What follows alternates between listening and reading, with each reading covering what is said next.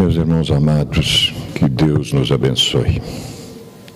Que a misericórdia divina, mais uma vez a partir de agora, nos inspire, nos conduza, para que possamos trocar amplexos favoráveis e que a lição reflexiva penetre realmente na nossa compreensão e que nos esforcemos para pô-la em prática na nossa vivência, na nossa atual existência, que, como temos consciência delas, é de capital importância para todos nós.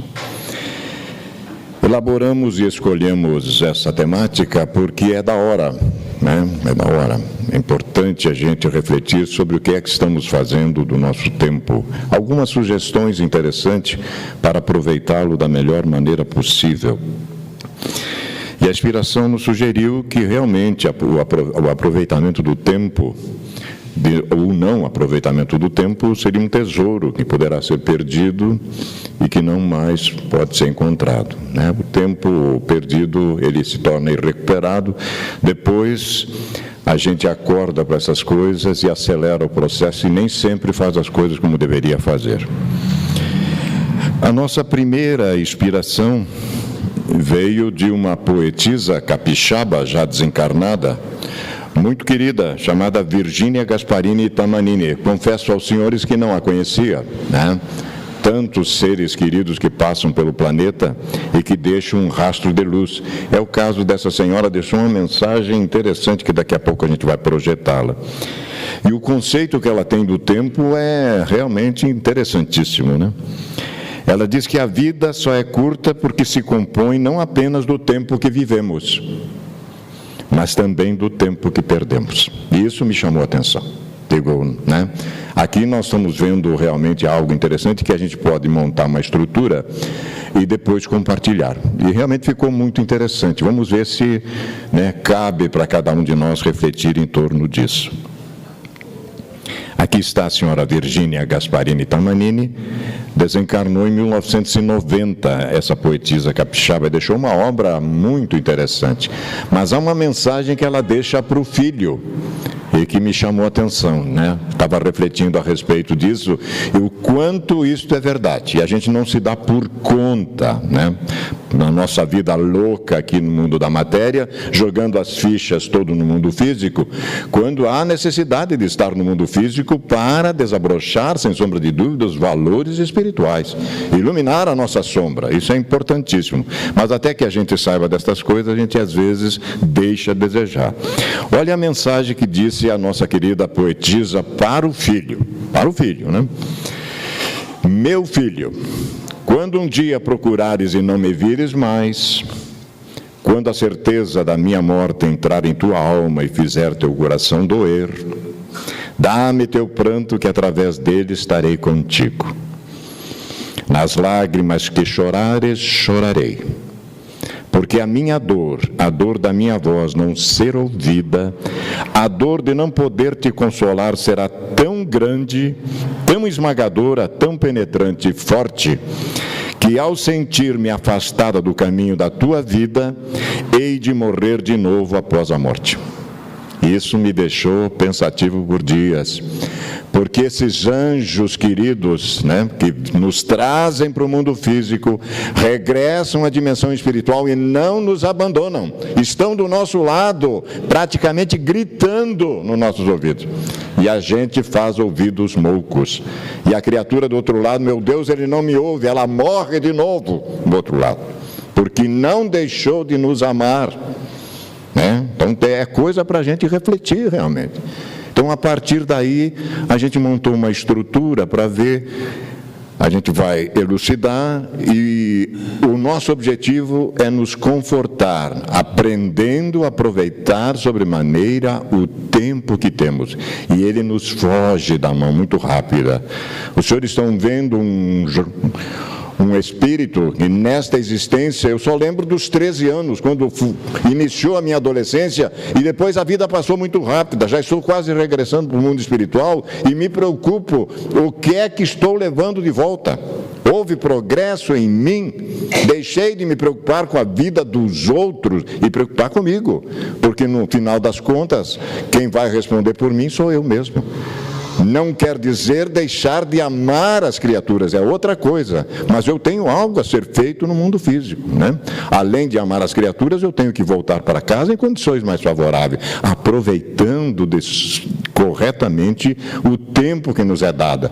Agora, 80, 90 anos, né, o máximo, quando a criatura consegue chegar, a maioria vai talvez antes, porque acaba se comprometendo o próprio organismo físico e regressa antes para a dimensão espiritual, quando poderia estar realizando outras coisas, né? Então é por isso que nós vamos nos fundamentar na nossa obra fundamental, que é o Livro dos Espíritos, e na Revista Espírita do ano de 1860, né? Nós vamos tirar algumas coisas dessas duas obras. O Livro dos Espíritos pergunta o nosso insigne codificador Allan Kardec aos númenes tutelares da humanidade, aos guias da humanidade, né? Essas criaturas que nos trouxeram informações preciosas para que a gente nos liberte da nossa própria ignorância. As leis divinas, que é o que compreende no seu âmbito, concerne a alguma outra coisa que não somente ao procedimento moral, né? E aí a resposta deles é extraordinária. Todas as da natureza são leis divinas, pois que Deus é o autor de tudo.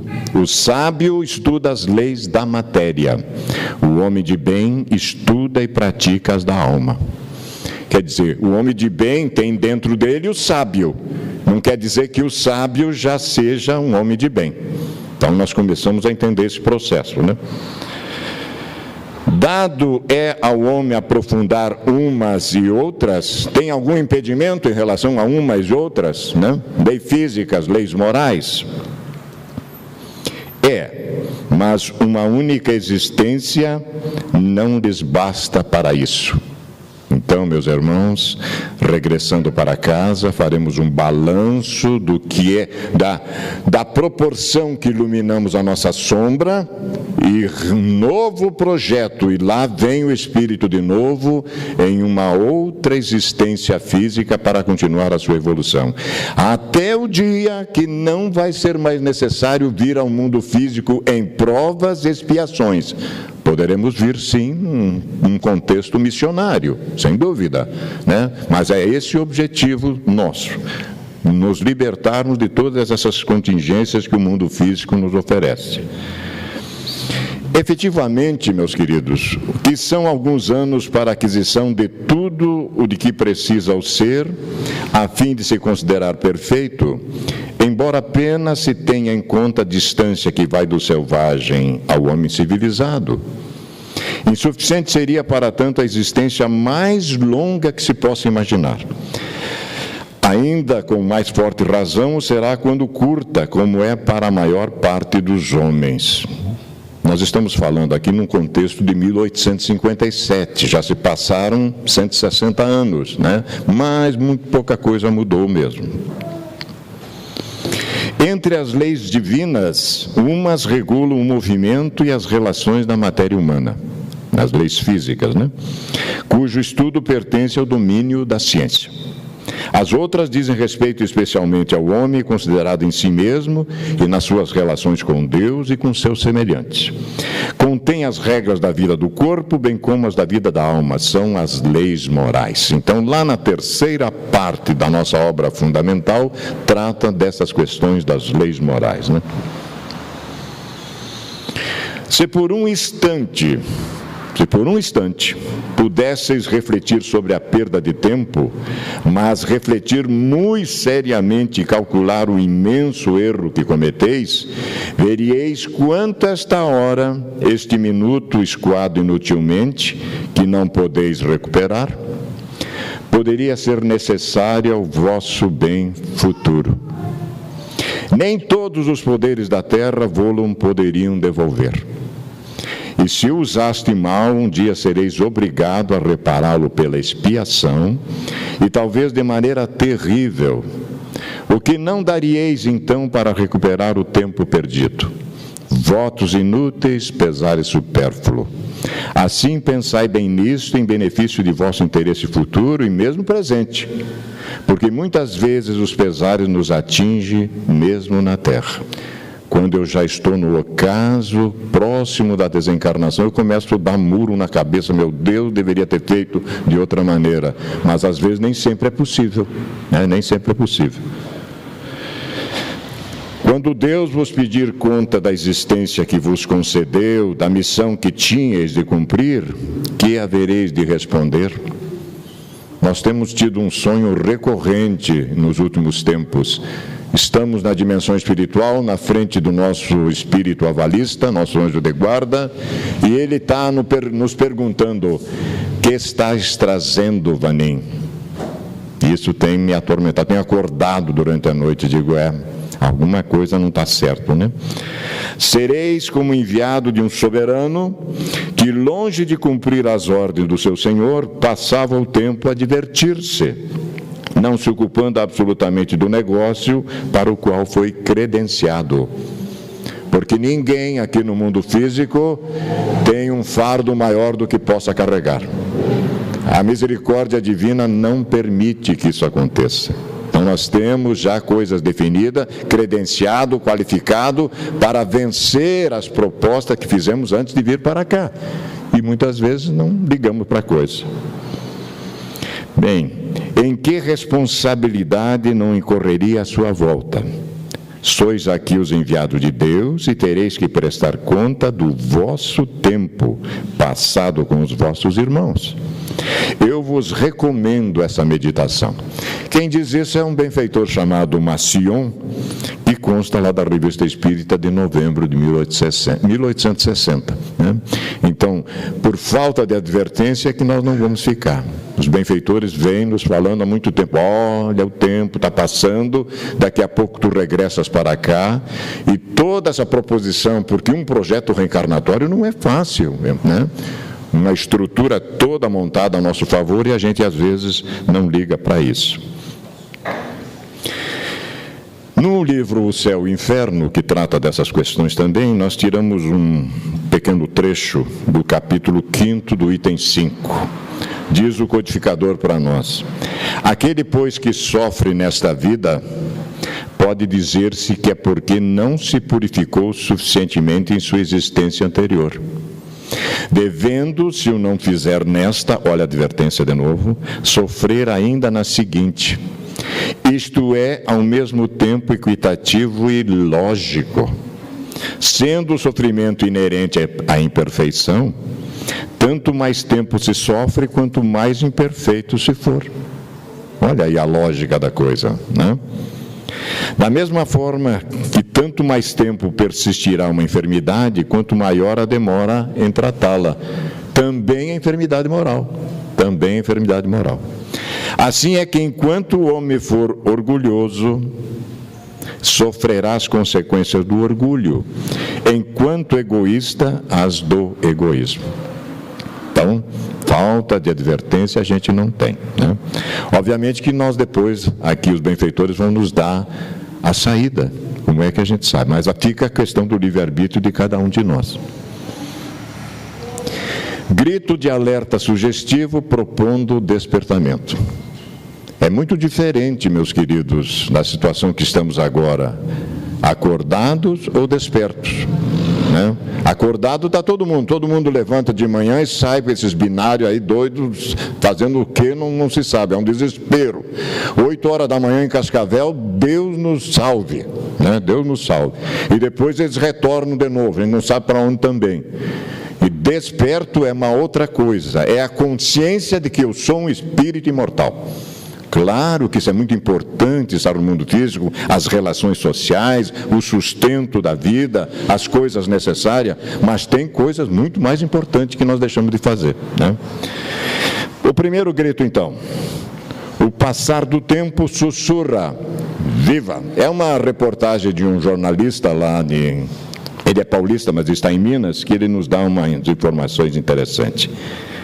Chama-se Leandro Barbosa e ele vai nos contar um caso muito interessante para ilustrar a nossa exposição. Diz o nosso Leandro Barbosa: é difícil entender alguns enlaces da vida, por vezes ela parece se amarrar de maneira que nos deixa atônito. Eu quero ir para lá, mas a vida me aciona para cá, né? As horas passam e cada dia é um dia a menos, exigindo de nós destreza e coragem para que saibamos viver o máximo da vida que temos, se apropriando do nosso tempo. São vários os caminhos que percorremos em busca de nos reinventarmos diante dos inúmeros desafios que a vida traz. Se não fosse assim, a gente não crescia. Nesse processo de transformação, algumas coisas nos são impostas. Crescemos, amadurecemos e envelhecemos. E não há cirurgia plástica que possa evitar isso. Outras exigem de nós movimento, ação. Aprendi nesse processo que o tempo é um arquiteto impetuoso que não se pode parar. Enquanto ele passa, os nossos dias são moldados, exigindo de nós coragem. Um exímio compositor de destinos, segundo o cantor Caetano Veloso, que nos forma a cada decisão que tomamos. O tempo não passa e, no entanto, ele nunca envelhece. Não foi assim? Um poeta, né? Abrimos o olho, quer dizer, as dicas vêm de todo lado, né? Basta que eu esteja desperto, porque a maioria está só acordado, é diferente. No que se refere às emoções, o tempo cumpre dois papéis: ou machuca ou cura. Esse é o ponto de vista do jornalista. Depois nós vamos aprofundar na psicologia profunda isso. Quem nunca ouviu, da mãe o jargão famoso, quando o casar sara, não sabe o que é sentir o alívio de chegar aos 30 anos, solteiro e sem machucados.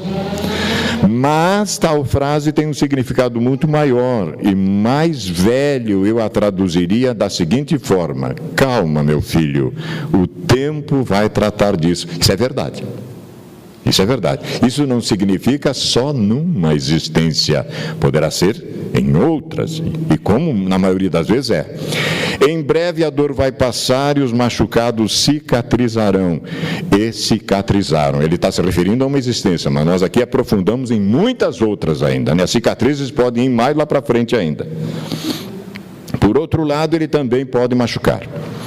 Quando não lidamos com os problemas que a vida nos reserva, não encaramos, não temos coragem, o tempo pode tornar a dor um enfado terrível. E viver se torna um peso, porque, como diria Mário Quintana, agora, como o Divaldo faz propaganda dos baianos, vou fazer dos gaúchos, né? O passado não reconhece o seu lugar, está sempre presente. Livro de Moisés, Números, número 4, livro número 4. Não me lembro bem o capítulo, mas diz assim: os teus pecados te encontrarão. Digo, meu Deus, livro de Moisés, né? Vejam só. E se não colocarmos os pingos nos is, nossa vida pode se tornar um intenso tormento. Não enfrenta para ver, não encara para ver, não resolve para ver. Deixa para a próxima encarnação, deixa de ser bobo. É agora, porque depois tem mais o tempo ainda que você deixou de realizar a coisa. Tinha que resolver agora, né? E deixa para depois. O tempo também muda ideais, objetivos, perspectivas e, consequentemente, nos muda, claro. Deixamos de agir e ser como éramos e desbravamos um novo mundo. Se nos prendemos ao passado, o futuro deixa de ser expectativa e o presente torna-se indiferente. Outro gaúcho, vamos fazer hoje a propaganda dos gaúchos. Érico Veríssimo diz que quando os ventos de mudança sopram, umas pessoas levantam barreiras, outras constroem moinho de vento, né? Ele está citando aqui Dom Sancho Panza, né? Que através do tempo sejamos bons construtores, optamos por construir os moinhos, né? Então o Leandro encerra aqui o seu artigo interessante com uma primeira reflexão. Um grito de alerta sugestivo propondo o despertamento 2. Agora nós vamos trabalhar na psicologia profunda, o tempo sem tempo, né? Nesta dama maravilhosa azul-violeta, Joana de Ângeles, espírito de escola, que tenta de todos os meios éticos-morais nos fazer regressar ao Cristo, né? O primeiro conceito dela é interessante. A juventude do teu corpo é breve. Vejam por mim, né? Já foi. Eu me lembro dos 13 anos, só. Utilizá-la para... utiliza-a, diz ela, para armazenar valores eternos. É uma proposta da benfeitora. Desde há 300 anos, diz ela, mais ou menos, com o surgimento das doutrinas liberais, do iluminismo, do cientificismo, do modernismo, a sociedade humana lentamente vem abandonando a fraternidade decantada na Revolução Francesa de 1789, para assumir uma identidade egoísta, narcisista. O que é que eu não faço por 15 minutos de fama na televisão? Vendo até a mãe. O que é que eu não estou fazendo? É isso que está acontecendo aí, né? Ante as indiscutíveis conquistas da cultura, da ciência, da tecnologia, desenha-se lentamente o individualismo a desserviço da comunidade, trabalhando uma vivência antropocêntrica. Eu sou o centro do mundo, o resto não me interessa. Toda baseada nos interesses pessoais, ficando à margem aqueles que podem beneficiar todo o organismo social. Se a gente fosse esperto e verificasse que aquilo que eu faço ao coletivo retorna para mim. Eu faço parte do coletivo, né? Eu faço parte, mas... Nos dias atuais, o distanciamento que se apresenta entre os indivíduos leva a situações inquietantes. Ainda ontem eu vi o filósofo Sérgio Cortella falando do tempo que tinha uma mesa em casa que o pessoal jantava na mesa. Ontem. Ele vai chegar aqui, daqui uns dias nós temos uma palestra com o Cortella. Avançando no rumo de problemas graves de comportamento. Preocupado com as imposições no mercado de consumo, os valores éticos lentamente cedem lugar àqueles de natureza imediata. Quanto é que eu levo por isso? Não se faz nada sem esperando um retorno. Nada. Que resulta em poder e em prazer, como se a existência não tivesse outro objetivo. Com total esquecimento da intemporalidade do corpo físico, da sua fácil desintegração, das transformações que nele se operam a todo instante, rumando para a morte. A única coisa certa, meus irmãos, que nós temos consciência disso, é que nós vamos deixar o corpo. Os senhores amanhã poderão ter notícia. Lembra do cara falando lá? Ele já foi. Ó. Por que não? Por que não? Né? A busca dos recursos próprios para o exibicionismo, confundindo com felicidade, vem induzindo a ansiedade mórbida, ao abuso dos usos, aparência em detrimento da realidade interior, tornando-se metas principais da existência a conquista da beleza exterior e da sua preservação através dos recursos em disponibilidade. Implantes e cirurgias plásticas, cosméticos e ginásticas modeladora do corpo ideal, tornam os indivíduos seres coisificados para o comércio da ilusão e do gozo insano. Nós não estamos aqui fazendo crítica a quem quer que seja, é uma constatação do momento. A gente perdeu o endereço de nós mesmos. É isso, apenas isso. Mas não é crítica a quem quer que seja. Inclusive, Jesus nos diz, quem quiser vir, tem uma condição para vir após Jesus. Tome a sua cruz de cada dia. É um desafio por dia. E siga-me. É diferente, mas não obriga ninguém. Né? Porque mais cedo ou mais tarde, se nós não formos por amor, vamos ir de outra maneira. Porque há uma lei chamada de progresso que ninguém escapa. Nós vamos ser espíritos perfeitos, queiramos ou não, é uma imposição divina. E a gente perde coisas com bobagem, perde encarnações com isso. Né?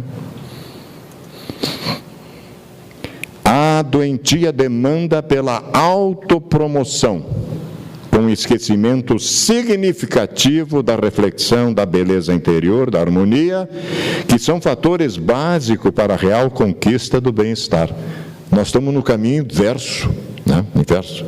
A propaganda bem direcionada e exploradora extorque os sentimentos elevados que são substituídos pela ânsia de consumo, descartando-se o de ontem para a aquisição daquilo de agora, mesmo sabendo que logo mais estará igualmente ultrapassado. É uma loucura, uma loucura. Eu estou com um modelo de celular, alguém me diz, mas você não tem esse aplicativo? Não interessa. Entendeu? Quero apenas que a coisa funcione, quero me comunicar. E, se possível, parar de estar mandando tanta mensagem e ir em loco abraçar a criatura. Nós estamos deixando de abraçar, olho no olho. Alguém me diz, você não tem vida social? Sim, não a que você tem, eu tenho vida social, eu visito o doente em hospital. É diferente, eu tenho vida social, mas topa fazer isso comigo? Aí é diferente. Não importam as emoções superiores que se tornam frias, indiferentes ao que acontece com o outro e o seu próximo, desde que não lhe cause imediato problema ou mesmo preocupação. Como se um incêndio na casa vizinha não lhe ameaçasse o próprio lar de ser comburido pelas mesmas chamas. Estamos todos no mesmo barco. A dor que dói lá, dói aqui também. Por que não? Mais cedo ou mais tarde, por que eu viver em exceção? Isso aqui é um mundo de expiações e provas. A felicidade está longe daqui. Poderemos começar a plantá-la, mas ela está longe ainda, né? A felicidade real, não a ilusória que nós vemos por aí. Essa cultura doentia vem dando lugar ao desespero dos desafortunados. Olha a consequência disso. Que se armam de violência e tomam pela força aquilo que lhes é negado pelo dever de humanidade. Porque se eu tenho demais, meus queridos, está faltando para alguém. Está faltando para alguém. Ampliando seus quadros da agressividade e do ressentimento em proporções preocupantes.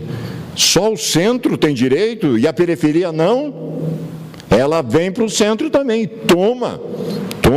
Se acha no direito, toma. Claro que está equivocado, mas aumenta o exorbitante abuso do gozar e do poder, diminuindo o respeito pela vida e todas as suas expressões, dando lugar ao convulsionado comportamento da competitividade insana. É uma relação, é uma competição constante, né? Quem realmente demonstra ter mais coisas externas, né? A aparência externa. Tudo é rápido no tempo, sem tempo.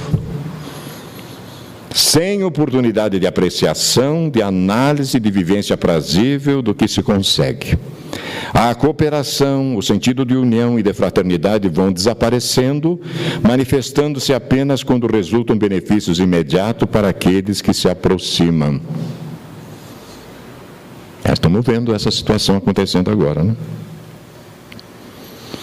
Tem-se a sensação, meus queridos, de que o amor empobreceu e se transformou em expressão de consumo, permutando seus sentimentos mascarados enquanto vigem os proveitos.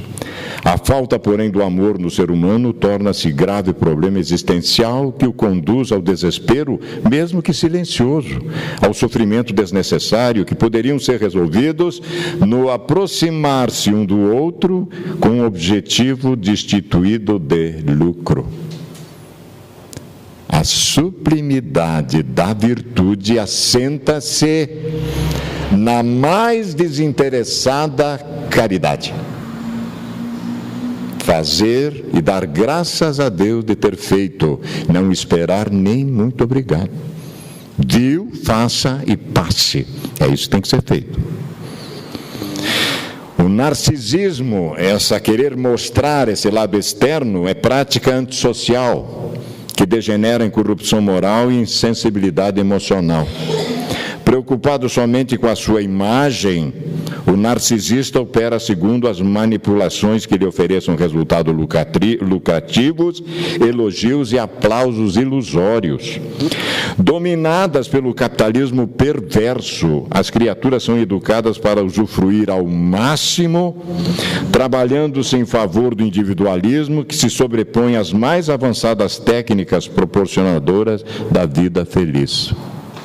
É aquele ditado mineiro, né? Diz assim, farinha pouca, meu pirão primeiro, o resto não interessa. As empresas insensíveis aos seus servidores visam apenas ao lucro, atendendo aos impositivos legais, longe, no entanto, da retribuição verdadeira àqueles que fazem parte do seu organismo social. Seus executivos pensam apenas no crescimento e nas rendas da entidade, sendo vítimas periodicamente dos conflitos econômicos e das oscilações das ações nas bolsas de valores em ascensão e quedas frequentes. O dinheiro, meus queridos, é um instrumento neutro. Agora, o que eu faço dele é outra história. É outra história. O objetivo real da vida, gravemos para sempre. Que fique no nosso inconsciente para todas as nossas reencarnações futuras. É proporcionar ao espírito o desenvolvimento dos recursos divinos nele íncito e adormecidos, que são capazes de guindá-lo à real alegria e à saúde integral. Eu fui criado à imagem e semelhança da força criadora. Eu sou uma projeção divina. Eu tenho dentro de mim tudo o que eu posso imaginar e muito mais. Agora eu tenho que fazer essa viagem para dentro para iluminar esta sombra densa que está impedindo de ver que eu faça isso. Esquecendo-se esse sentido existencial, o tempo juvenil, na minha juventude, e parece que não vai acabar nunca, é gasto no acumular do poder e no fruir do prazer, alcançando patamares de insatisfação e perda de significado psicológico, que levam às fugas espetaculares para o abismo de si mesmo, desidentificando-se da própria realidade. Conhecemos um caso do jovem que, enquanto ele não foi parar numa cadeira de roda tetraplégico, ele não sossegou. Mas era para ele ter desencarnado, inclusive. A misericórdia divina deixou ele aqui para ele aprender. Estava escrito isso no destino dele? Claro que não. Mas é o livre-arbítrio equivocado, Pegando, fazendo racha de madrugada, batendo nos outros, Então é melhor tirá-lo de circulação no tempo para ele refletir e meditar. Essa é a misericórdia divina. Essa perda de identidade pessoal, de similitude ao então conceituado, é mais profunda do que parece na superfície, em face do desgaste emocional no jogo de que se é anteriormente e daquilo que se deve apresentar por fora. Em face desse consumismo narcisista, houve perda inevitável da realidade, em virtude das imposições do tempo, que devem estar adstritas aos jogos interesseiros. Onde predomina, porém, o egoísmo, desfalece o sentimento de humanidade. Toda vez que o amor se retira de cena e o egoísmo entra, a dor aparece. A dor aparece. Sem dúvida, diz a benfeitora em outro momento. Necessário reverter-se esse quadro infeliz, conforme já vem ocorrendo em alguns setores científicos e culturais. Inclusive na medicina, que recomenda o amor como a mais saudável terapia preventiva e curativa, em relação aos diversos males da sociedade antropocêntrica. Lentamente se torna necessária a volta à consideração das coisas simples e puras da existência, aos acontecimentos ingênuos e belos dos relacionamentos humanos, à contemplação da beleza das paisagens, as considerações em relação à natureza e à sua preservação. Olhai os lírios dos campos, não tecem, não fiam. No entanto, asseguro-vos que nem Salomão, em toda a sua glória, vestiu-se igual a um deles. Só um esteta desse nível puro para enxergar essas coisas, a gente não vê,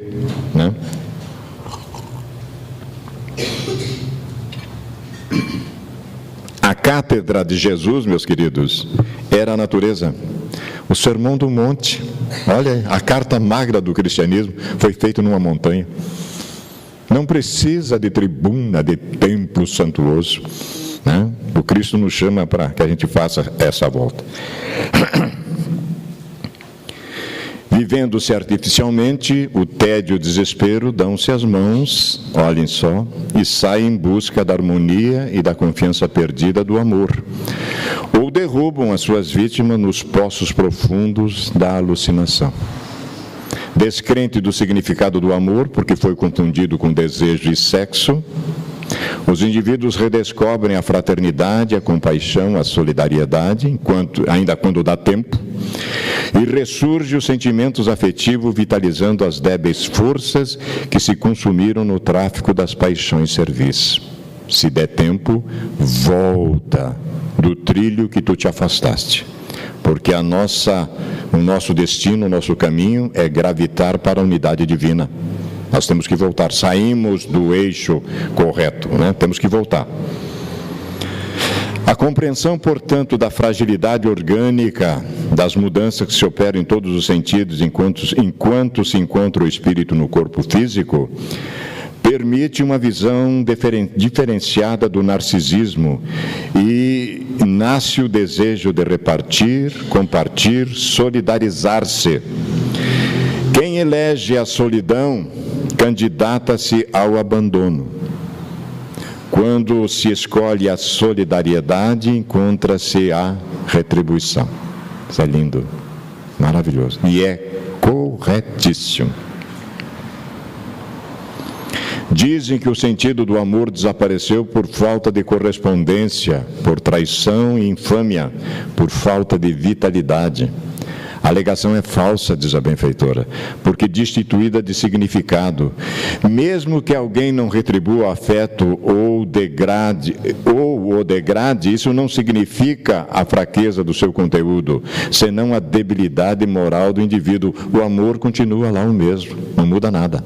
É a criatura que realmente não compreendeu essa estrutura, né?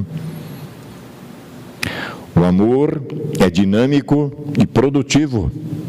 Caso alguém o desrespeite ou lhe traia a confiança, ele permanece intocável.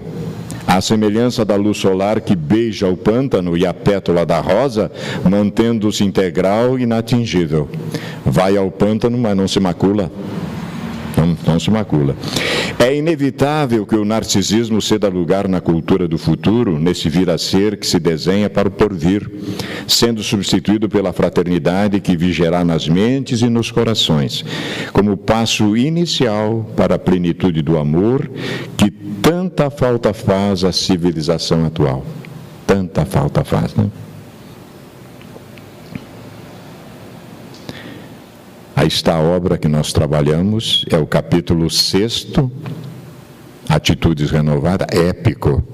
Nós temos uma paixão muito direta pela obra, porque neste livro, tem um capítulo que a benfeitora trata de pensamento e bem-estar, que é algo extraordinário.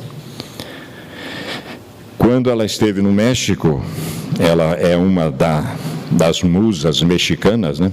Foi religiosa escritora, ela nos deixou esse pensamento como o Ana Inês de Asbage Ramírez de Santillana.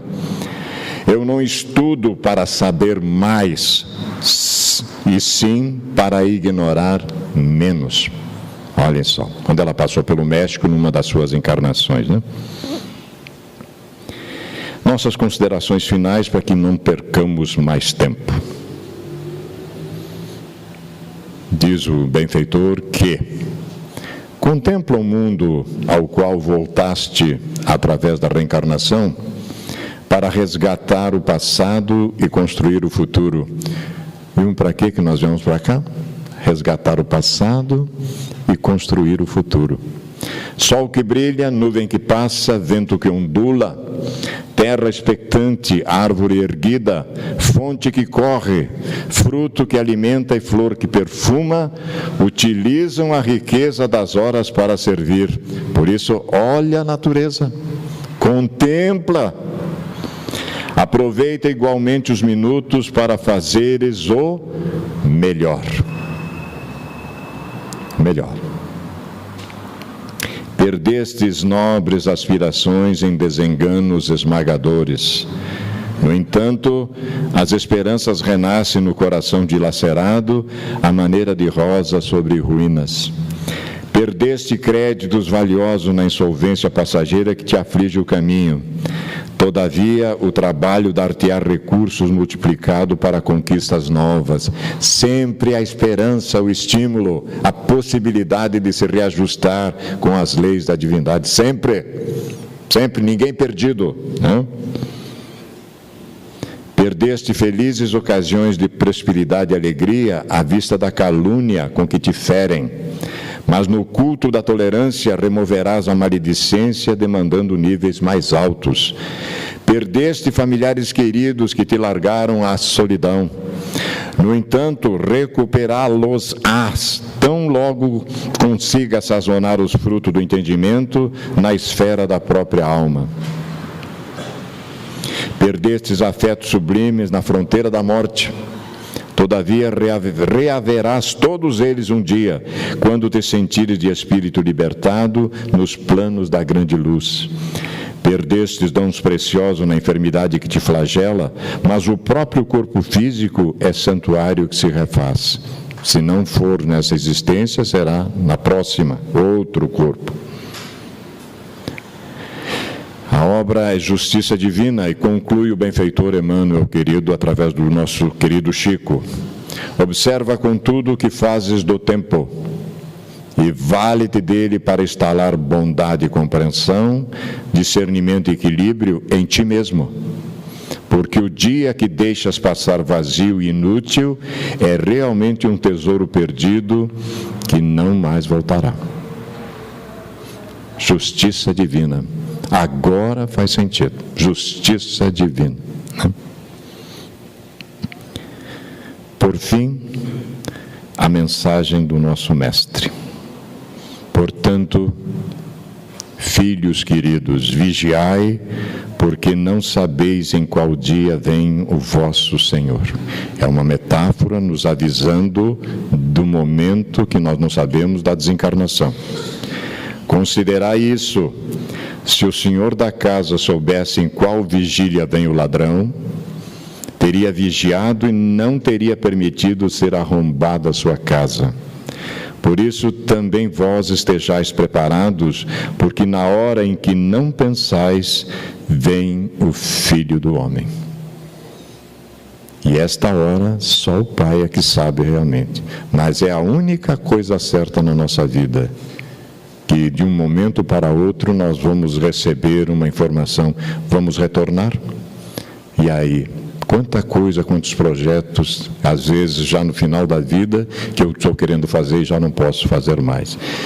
A mensagem que fica é essa, meus queridos: não percamos mais tempo para a realização no trabalho do bem, iluminar o máximo possível da nossa sombra para retornarmos para casa em condições mais favoráveis.